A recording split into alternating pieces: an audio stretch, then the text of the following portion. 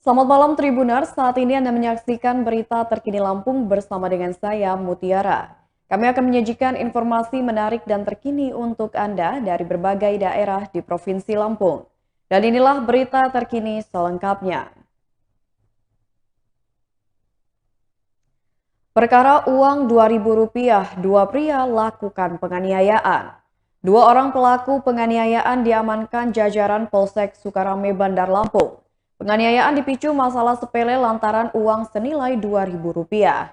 Pelaku diketahui bernama Sandri berusia 28 tahun, warga Kecamatan Sukabumi, dan Diki berusia 28 tahun, warga Teluk Betung Timur. Keduanya melakukan penganiayaan terhadap korban yakni Prasetya Sadewo berusia 43 tahun yang merupakan warga Sawah Brebes Tanjung Karang Timur. Penganiayaan tersebut terjadi di Jalan Pulau Legundi, Sukarame, Bandar Lampung pada 13 Januari 2021 sekitar pukul 19 waktu Indonesia Barat. Kapolsek Sukarame Kompol Warsito mengungkapkan tersangka diamankan beberapa jam setelah menerima laporan dari korban. Warsito menjelaskan penganiayaan tersebut bermula saat tersangka Diki mendatangi rumah Sandri. Mereka merencanakan untuk membalas dendam terhadap korban yang dipicu perselisihan antara Sandri dan korban. Diki pun bersedia ikut membantu Sandri. Setelah itu mereka berdua berboncengan mengendarai sepeda motor untuk mencari korban yang biasa mengamen di sekitar Jalan Soekarno-Hatta, Sukarame. Saat perjalanan mencari keberadaan korban, pelaku bertemu dua orang rekannya berinisial PN dan BB. PN dan BB diketahui ikut membantu tersangka melakukan pengeroyokan terhadap korban. Tiba di lokasi kejadian Jalan Pulau Legundi, pelaku berhasil menemukan korban. Saat itu juga pelaku melakukan penganiayaan. Mengetahui kejadian tersebut, Warsito Unit Reskrim Polsek Sukarame segera mendatangi TKP dan melakukan penyelidikan. Akhirnya dari rekaman CCTV di sekitar TKP, dari hasil analisa diketahui identitas para pelaku. Tersangka dikenakan dengan pasal 170 KUHP dengan ancaman kurungan maksimal 9 tahun penjara. Sementara Sandri mengakui perselisihan tersebut berawal saat dirinya meminta uang senilai Rp2.000 kepada korban. Namun korban menolak memberikan uang tersebut.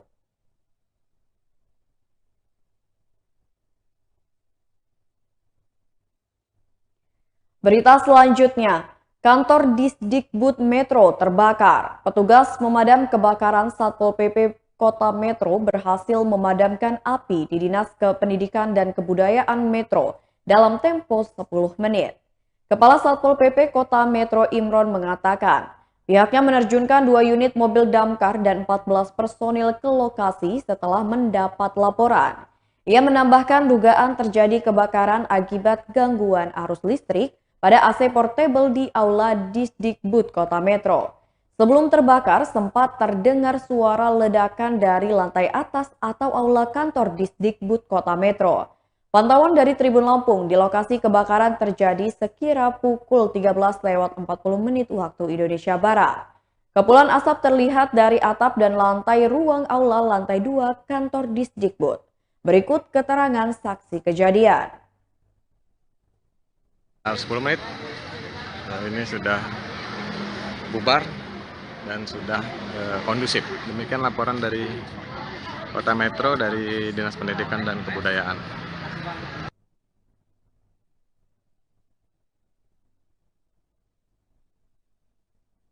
Berita selanjutnya, pura-pura jadi polisi, seorang pria rekam video asusila. Seorang pria berinisial AP berusia 24 tahun diringkus polisi usai ketahuan pura-pura jadi polisi di media sosial Facebook. Pelaku yang merupakan warga Kedaton Bandar Lampung tersebut terciduk menggunakan foto anggota aktif Polda Lampung sejak 2021 lalu. Akun tersebut digunakan untuk menjerat para korbannya agar mau melakukan video asusila. AP mengatakan dengan mengaku sebagai anggota Polda Lampung, korbannya mudah diperdaya. AP mengatakan dalam menjalankan aksinya, ia mengajak korbannya melakukan video call. Setelah direkam video asusila tersebut, ia gunakan untuk memeras korbannya. AP meminta uang kepada setiap korbannya senilai Rp500.000. Kendati demikian, sejauh ini usahanya untuk meminta uang belum berhasil karena aksinya berhasil terendus polisi dan akhirnya tertangkap. Kanit Tipidir Satreskrim Polresta Bandar Lampung Ibtu Widodo Rahayu mengungkapkan, tersangka AP sengaja mengambil foto anggota polisi dari Google untuk dipasang sebagai foto profilnya. Tersangka membuat akun palsu mengaku sebagai anggota polisi aktif yang berdinas di Polda Lampung. Dari hasil laporan tersebut, pihaknya melakukan penelusuran dan menangkap tersangka.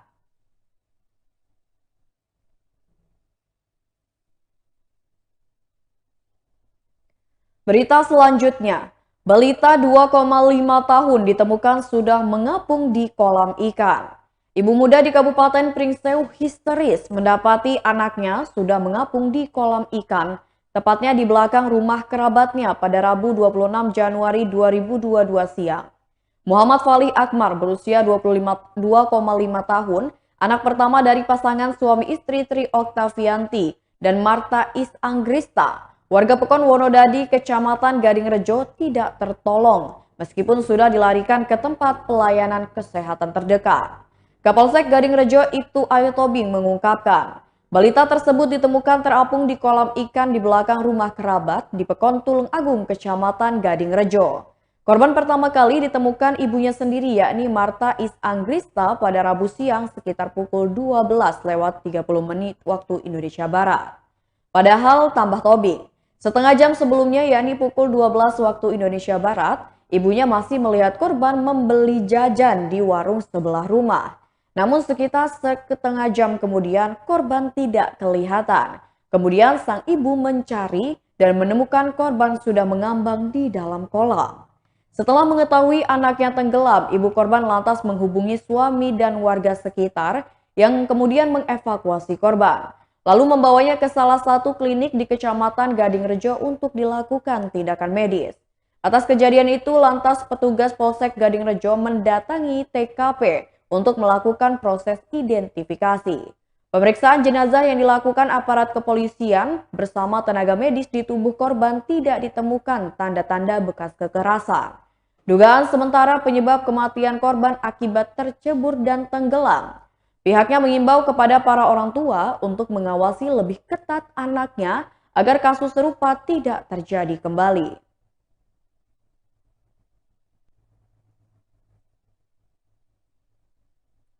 Berita selanjutnya, 3 tahanan yang kabur sudah diamankan pihak polisi. 3 tahanan Polsek Pulau Panggung yang kabur berhasil diamankan. Upaya mendapatkan mereka berkat usaha tim gabungan terdiri dari Polsek dan Polres Tanggamus, dibantu oleh tim TK 308 Polda Lampung. Tim gabungan mendapatkan informasi keberadaan 3 tahanan yang berinisial BU alias Bul berusia 24 tahun, HR berusia 18 tahun, dan RI berusia 27 tahun. Selanjutnya dilakukan upaya persuasif kepada pihak keluarganya dan akhirnya keluarga bersedia menyerahkan ke Polres Tanggamus. Pada Rabu 26 Januari 2022 lalu pukul 16 waktu Indonesia Barat, ia mengaku beberapa jam setelah 5 tahanan melarikan diri. Tim gabungan berhasil mengidentifikasi seorang tahanan berinisial DS dan diamankan saat berada di perkebunan Talang Saung Naga, Pekon Air Abang, Kecamatan Ulu Belu. Kemudian DS diserahkan oleh pihak keluarga dan terhadapnya langsung dibawa menuju Polres Tanggamus dengan pengawalan oleh Kapolsek, Wakapolsek, dan 1 personil Polsek Pulau Panggung. Ia mengaku keberhasilan itu juga berkat bantuan aparat Pekon dan masyarakat yang turut membantu, memberikan imbauan kepada pelaku agar mereka menyerahkan diri. Berikut keterangan dari pihak kepolisian. Ya, dari 5 orang tersebut kami sudah berhasil mengamankan kembali sebanyak 4 orang. Jadi masih tersisa 1 orang, yaitu atas nama H. Untuk hari pertama penangkapan 1 orang ya Nanda? Untuk hari pertama 1 orang, kemarin kita amankan kembali 3 orang. Yang 3 orang ini proses penangkapannya gimana Nanda? Untuk ke-4 orang tersebut berhasil kita amankan karena atas kerjasama dari tim gabungan bersama dengan tokoh masyarakat, bersama aparat Pekon, serta masyarakat yang empati terhadap peristiwa ini. Terus pihak keluarga mau menyerahkan gitu kan ya? Ya, setelah kita lakukan himbauan kepada keluarga tersangka yang kabur ini, mereka mau dan kooperatif untuk mengatur teknis untuk menyerahkan itu, dan ternyata upaya tersebut berhasil. Untuk pengejaran sendiri, dan pengejaran selama ini dilakukan di mana saja? Untuk pengejaran kami masih berputar dari wilayah. Berita selanjutnya, Polsek Gunung Sugih buru pelaku pembegalan di Bekri. Polsek Gunung Sugih masih memburu pelaku pembegalan berinisial A berusia 22 tahun yang merupakan rekan buruh hari. PLH Kapolsek Gunung Sugih AKP Yuswantoro menerangkan, ciri-ciri dan identitas pelaku A yang masih buron sudah diketahui. Pihaknya mengimbau pelaku menyerahkan diri ke Polsek Gunung Sugih. A juga yang mencabut kontak motor korban dan kemudian membawanya kabur.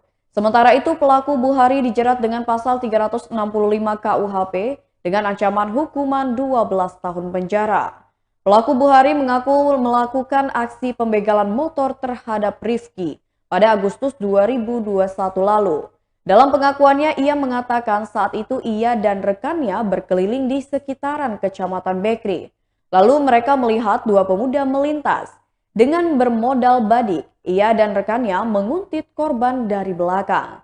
Sampai di jalan sepi, pelaku memepet motor korban dan langsung mengacungkan senjata tajam kepada korban. Pelaku menyuruh korban turun dari motornya. Naas bagi Buhari, motor yang ia kendarai terjatuh di jalan berlubang. Ia harus meninggalkan motor tersebut di jalan. Oleh pelaku, motor korban dijual di Bekri. Uang hasil penjualan motor dibagi dua untuk berfoya-foya.